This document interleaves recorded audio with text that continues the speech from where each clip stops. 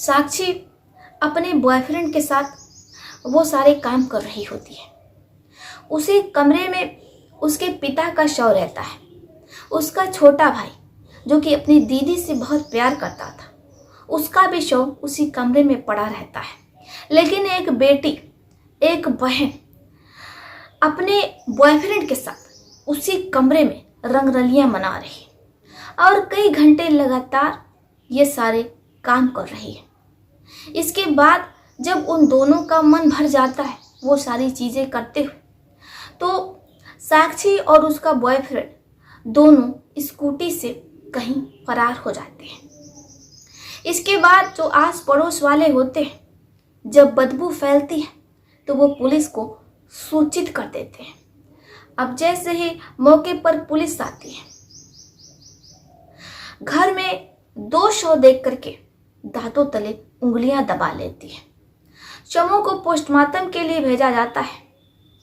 जब रिपोर्ट आती है तो जितनी बर्बरता की गई थी, पुलिस को यकीन नहीं होता है। पुलिस पता करने की कोशिश करती है तो पता चलता है कि साक्षी जो कि मिसिंग है, वो कहाँ है किसी को कुछ नहीं पता। साक्षी की माँ, जिसका 10 साल पहले ही देहांत हो गया था, साक्षी अपने पिता और छोटे भाई के साथ रह रही थी। अब ऐसे में किसने कत्ल किया और अब साक्षी कहाँ है, किसी को कुछ समझ में नहीं आ रहा था। पुलिस इस गुत्थी को सुलझाने की कोशिश करती है। वो सीसीटीवी कैमरा खंगालती है, उसमें देखती है कि साक्षी एक लड़के के साथ स्कूटी से कहीं जा रही है। अब पुलिस साक्षी का मोबाइल ट्रेस करती है, लेकिन साक्षी का मोबाइल बंद बता रहा होता है, इसलिए पुलिस साक्षी तक नहीं पहुंच पाती है।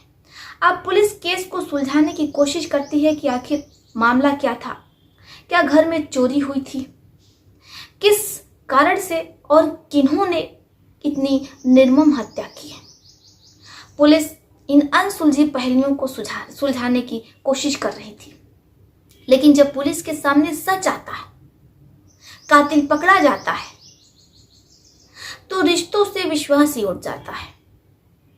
अब आप भी हैरत में पड़ गए होंगे कि भला एक बेटी अपने ही पिता और भाई के सामने अपने बॉयफ्रेंड के साथ वो सारी चीज़ें कैसे कर सकती है, जबकि उसके पिता इस दुनिया से जा चुके, छोटा भाई भी इस दुनिया में नहीं है और उसी कमरे में शव पड़े हुए हैं और वहीं पर जमीन पर प्रियंका अपने बॉयफ्रेंड के साथ ये सारी चीज़ें कर रही है। भला एक लड़की ऐसा कैसे कर सकती है? उसकी माँ भी नहीं है, उसका जो परिवार था, उसका अपना पिता था, उसका अपना छोटा भाई था। लेकिन जब आप ये पूरी सच्ची घटना सुनेंगे जो कि आगरा की है, तो दांतों तले उंगलियां दबा लेंगे। हम आपको पूरी कहानी बताएंगे, पूरी घटना विस्तार से सुनाएंगे, लेकिन उससे पहले कुछ कहना चाहते हैं। आदाब, सत श्री अकाल, नमस्कार। आशा करती हूँ कि आप सभी स्वस्थ होंगे, मस्त होंगे और अपना ध्यान रख रहे होंगे।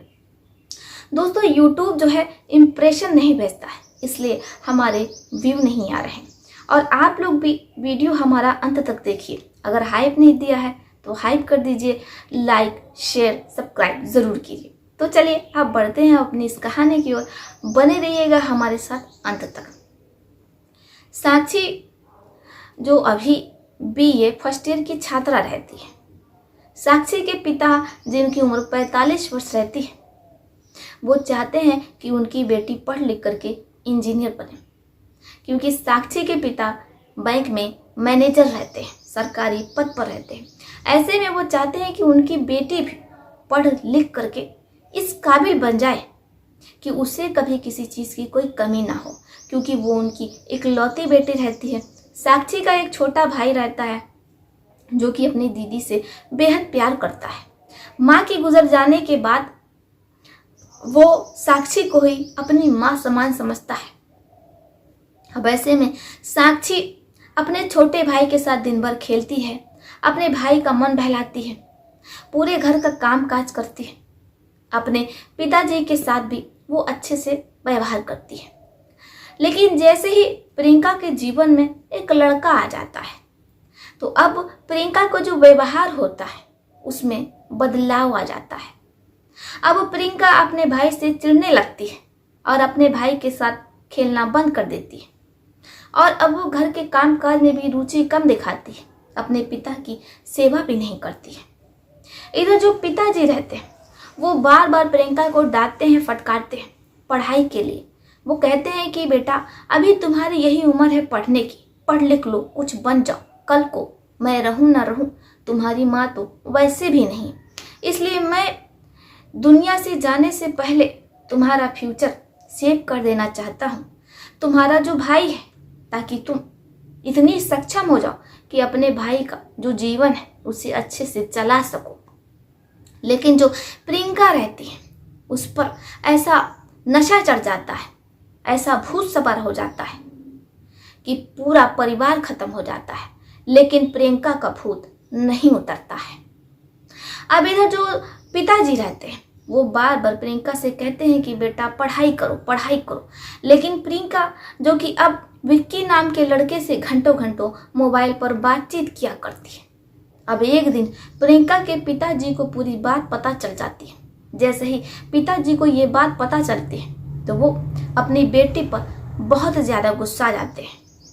प्रियंका अपने पिताजी के कहने पर बात करना थोड़ा कम कर देती है, लेकिन कहते हैं कि इश्क जब परवान चढ़ता है तो अब प्रियंका जैसे ही उसके पिताजी घर के बाहर जाते तो वो विक्की को घर पर बुला लेती और फिर उन दोनों के बीच वो सारी चीज़ें होती। बाकी आप समझदार हैं, समझ ही सकते हैं। अब ये प्रियंका का रोज का हो गया था। प्रियंका रोज विक्की को घर पर बुलाती और वो सारी चीज़ें करती, अपने ज़िंदगी को वो एंजॉय कर रही थी। लेकिन एक दिन उसके जो पिताजी रहते हैं वो ये सब कुछ करते हुए अपनी बेटी को देख लेते हैं, वो अपना आपा खो देते हैं और विक्की को वो जेल में बंद करवा देते हैं। अब जैसे ही विक्की जेल में बंद हो जाता है, उस पर FIR दर्ज होती है, तो बेटी अपने पिता से बहुत ज़्यादा नाराज़ हो जाती है, क्योंकि इधर जो प्रेमी है वो जेल में बंद है और प्रियंका जिसे उथल पुथल हो रहा है, वो सारी चीज़ें नहीं कर पा रही, बहुत ज़्यादा परेशान की करे तो क्या करे, बेचैन, ना मोबाइल से बात हो पा रही, ना व्हाट्सएप पर चैटिंग हो पा रही है, ना ही वो अपने बॉयफ्रेंड से मिल पा रही है।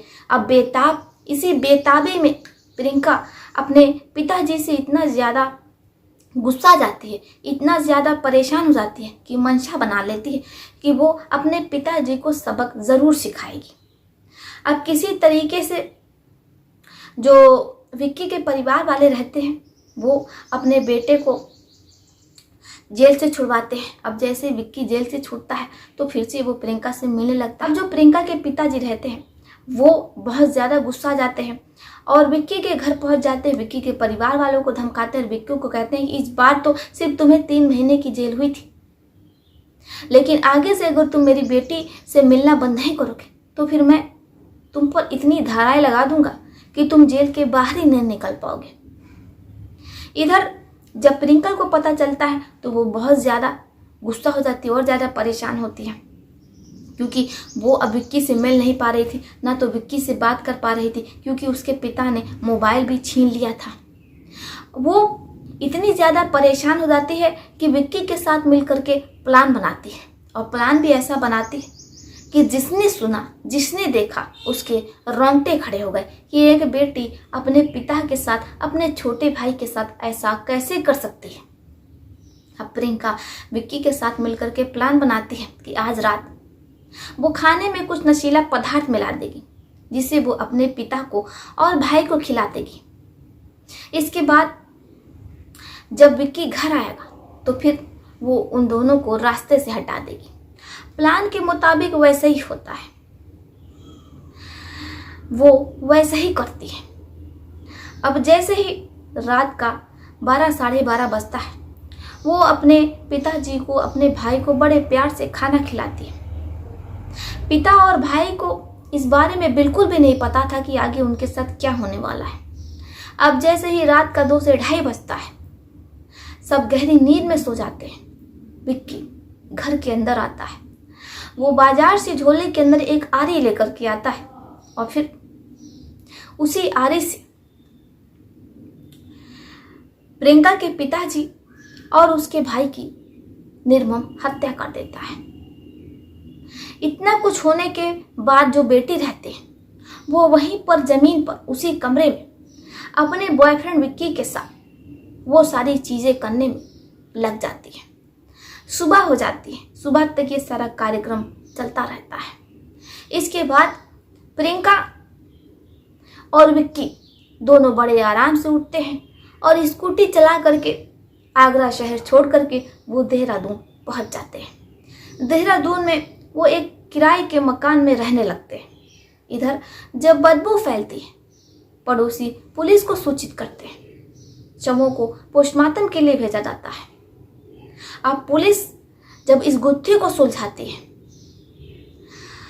ये खबर मीडिया के द्वारा जब समाज में अखबारों में पढ़ी जाती है तो लोगों को यकीन नहीं होता है कि एक बेटी जो अपने पिता के साथ इतना भयावह कर सकती है।